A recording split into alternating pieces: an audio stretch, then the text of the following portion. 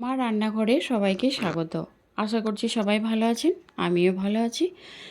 আবার প্রতিদিনের মতো চলে এসেছি আপনাদের মাঝে আর একটা রেসিপি নিয়ে। আজকে আমি করে দেখাবো পোস্তর বড়ার ঝাল। এই রেসিপিটা খুবই সাধারণ আর এটা একদম নিরামিষভাবেই তৈরি করব।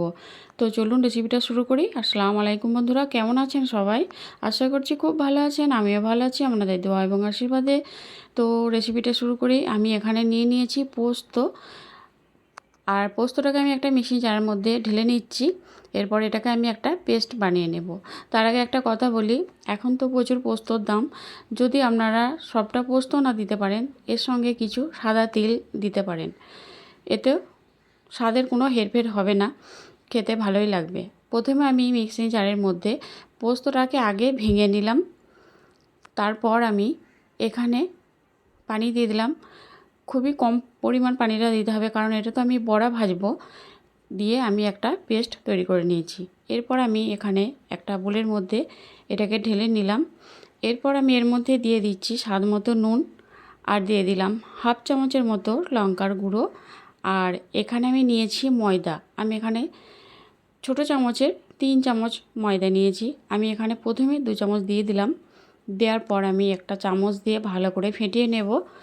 আর এটা যদি প্রয়োজন হয় তাহলে আমি বাকি ময়দাটুকু দেব, না হলে দেব না।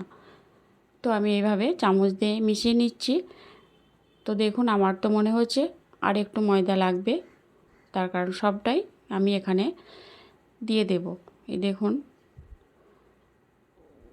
আরেকটু লাগবে। তো এটুকু আছে, আমি এটুকু দিয়ে দিলাম।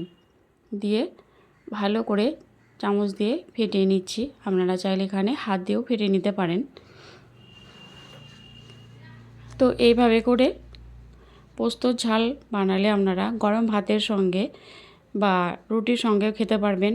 আর নিরামিষ দিনে এই রেসিপিটা আপনারা তৈরি করে নিতে পারেন। তো চলুন, এরপর আমি বড়াগুলো ভেজে নেব। তার জন্য আমি এখানে একটা বসিয়ে দিয়েছি কড়াই। কড়াইটাকে প্রথমে খুব ভালো মতো করে গরম করে নিতে হবে। গরম করে নেওয়ার পর আমি এখানে দিয়ে দিচ্ছি সর্ষের তেল। আর রান্নাটা আমি সর্ষের তেলেই বানাবো। তেল দিয়ে দিয়েছি পরিমাণ মতো। তেলটাকে খুব ভালো করে গরম করে নিয়েছি। নেওয়ার পর আমি এরপর হাত দিয়ে বড়াগুলোকে এইভাবে দিয়ে দিচ্ছি। দেখুন, আবারও বলছি, আপনাদের কাছে যদি সমপরিমাণ পোস্ত না থাকে, কিছু পোস্ত আর তার সঙ্গে কিছু তিল দিয়েও এটা আপনারা তৈরি করে নিতে পারেন। এইভাবে করে আমি বড়াগুলোকে দিয়ে দেব। দিয়ে দেখুন, বড়াগুলো আমি এভাবে করে উল্টে পাল্টে এরকম একটু সোনালি কালার এলেই আমি বড়াগুলোকে এখান থেকে উঠিয়ে নেব। তো দেখুন, প্রায় মোটামুটি বড়াগুলো আমার ভাজা হয়ে গেছে। এরপর আমি বড়াগুলোকে এখান থেকে উঠিয়ে নেব। তো এদিকে দেখুন, আমি একটা মিক্সিং জার নিয়েছি। এরপর আমি এর মধ্যে দিয়ে দিচ্ছি 2টো মাঝারি সাইজের টমেটো কুচি করে নিয়েছি। এখানে দিয়ে দিলাম 3টে কাঁচা লঙ্কা আর 1 চামচ গোটা জিরে। এরপর আমি এটাকে একটা পেস্ট বানিয়ে নেব। তো এদিকে পেস্ট বানানো হয়ে গেছে। আর ওই কড়াইয়ের মধ্যে আমি দিয়ে দিচ্ছি আরও 2 চামচ তেল। তেলটাকে খুব ভালো করে গরম করে নিয়েছি। গরম করে নেওয়ার পর আমি এখানে রান্নাটা করে নেব। এখানে আমি দিয়ে দিচ্ছি আদা বাটা 1 চামচ। আর এখানে আমি দিয়ে দিলাম হিংটা অবশ্যই দেওয়ার চেষ্টা করবেন, কারণ যেহেতু এখানে নিরামিষ রান্না। হিংটা দিয়ে দিলাম আর আদাটা এরপর তেলের সঙ্গে ভেজে নিয়েছি।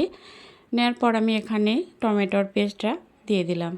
টমেটোর পেস্টটা দিয়ে আমি খুব ভালো করে একটু ভেজে নেব এভাবে করে। বন্ধুরা, যারা আমার চ্যানেলটা এখনও না সাবস্ক্রাইব করেননি, তারা অবশ্যই সাবস্ক্রাইব করে আমার পাশে থাকবেন। আর যারা করে ফেলেছেন তাদেরকে জানাই অসংখ্য অসংখ্য ধন্যবাদ। তো দেখুন, এর থেকে তেল ছাড়তে শুরু করেছে। তো আমি টমেটোটা ভালো করে ভেজে নিয়েছি। নেওয়ার পর আমি এখানে দিয়ে দিলাম স্বাদ মতো নুন আর হাফ চামচের মতো হলুদ গুঁড়ো আর হাফ চামচ লঙ্কার গুঁড়ো। এখানে খুব বেশি মশলা দেব না। আর যেহেতু আমি এখানে কাঁচা লঙ্কা টমেটো পেস্টের সঙ্গে ব্যবহার করেছি, আর ঝালটা আপনারা আপনাদের পছন্দ অনুযায়ী দেবেন।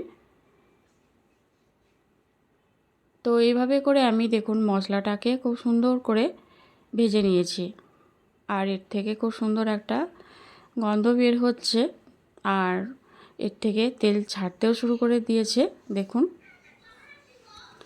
আর খুব সুন্দর একটা কালার চলে এসেছে। এরপর আমি এখানে দিয়ে দিচ্ছি পানি।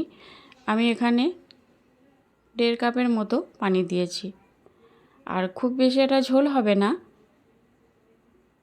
অল্প ঝোল হবে, মাখো মাখো হবে এটা। তো দেখুন ঝোলটা ফুটে উঠেছে, এই দেখুন ঝোলটা ফুটে গেছে। এরপর আমি এর মধ্যে বড়াগুলো দিয়ে দেব, বড়াগুলো ঢেলে দিলাম। এরপর আমি এটাকে ফুটতে দেব। তো এরপর আমি এটাকে একটা ঢাকনা দিয়ে ফুটতে দিয়েছিলাম, তারপর ফিরে এলাম। দেখুন এটা আস্তে আস্তে ঝোলটা অনেকটাই শুকিয়ে আসছে, কারণ বড়াগুলোর মধ্যে ঝোলটা অনেকটাই টেনে নেবে। আর নুনটা চেক করে আমি দিয়ে দিলাম অল্প পরিমাণে নুন, আর এই ছোটো চামচের 1 চামচ চিনি। এরপর এটাকে খুব ভালোভাবে মিশিয়ে নিলাম। তো দেখুন গ্যাসের আঁচটাকে একদম মিডিয়ামে করে দিয়েছি, আর এটা ফুটে গেছে। যেহেতু এটা পোস্তর বড়া খুবই নরম, আর এর থেকে বেশি আর আমি ঝোলটা কমাবো না, এরকমই থাকবে। এরপর আমি বন্ধ করে দিলাম। তো দেখুন কত সুন্দর হয়েছে, কালারটা খুব সুন্দর এসেছে। তো বন্ধুরা কেমন লাগলো রেসিপিটা অবশ্যই জানাবেন, ভালো লাগলে লাইক কমেন্ট শেয়ার করবেন। টাটা।